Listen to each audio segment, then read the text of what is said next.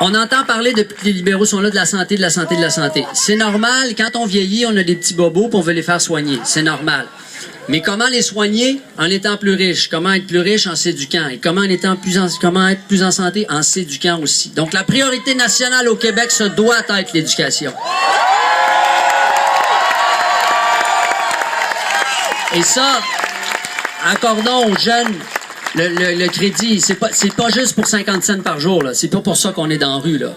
C'est parce que l'éducation doit devenir une priorité. Et aux prochaines élections, regardez bien, tous les partis inclure l'éducation au premier rang de leur programme et ce sera tant mieux. Ce sera vraiment tant mieux. Si tu me permets de prendre la bande. Oui, vas-y. C'est important aussi que ce soit pas seulement les jeunes qui soient dans la rue, et je pense que depuis quelques temps, c'est le cas. C'est tout le Québec qui est dans la rue. Les baby boomers aussi. Les jeunes gens, les moins jeunes, ceux entre les deux âges, dont nous faisons partie. Tout le monde est dans la rue, mais il faut vraiment que ça devienne quelque chose de national et pas seulement montréalocentriste.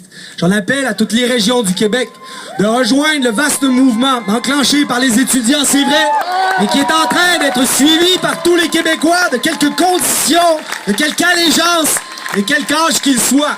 Il faut faire de cette lutte une lutte nationale pour la libération du peuple québécois. C'est l'enjeu profond de notre quête.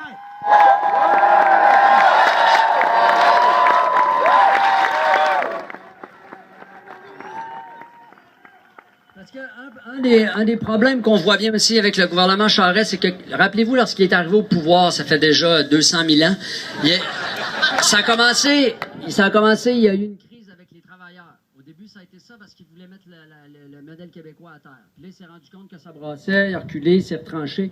Donc, le gouvernement Charest va avoir commencé avec une crise, va avoir fini avec une crise, et entre les deux, va s'être empêtré dans la corruption. Ouais, c'est ça qu'on va retenir du gouvernement Charest. Ouais. C'est pour ça qu'on est dans la rue, parce qu'on est écœuré, il faut le virer rapidement. Qui a fait des marches de soir ici? Qui en a fait? Donc, si je dis Charest! C'est juste pour vérifier. Je pense qu'aujourd'hui, là, il y a quelque chose qu'il faut qu'on se dise, puis lorsque j'appelais à ce que la grève, puis que la manifestation, puis la lutte soit nationale, il faut en appeler, non pas à des états généraux seulement sur l'éducation, mais il faut des états généraux sur le Québec. Je crois que c'est une haute et très grande priorité que l'on doit avoir.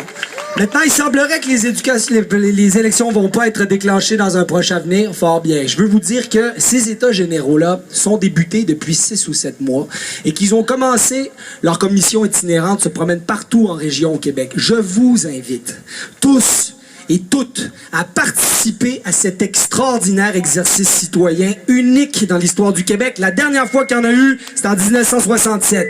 L'occasion est rêvée pour réfléchir ensemble à nos raisons communes. Il faut absolument nous retrouver. L'heure est grave.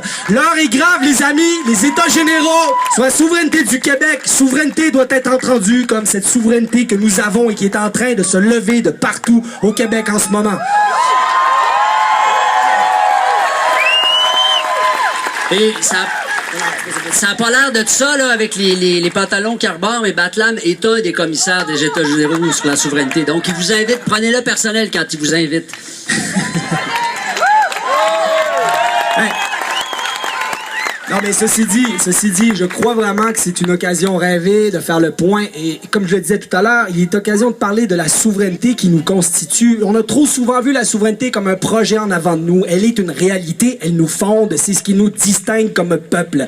Il faut maintenant trouver les moyens de réunir les gens du Québec et de fonder quelque chose au Québec. L'Assemblée constituante me semble être une belle idée en avant de nous. Je crois qu'il faut activement travailler à ça.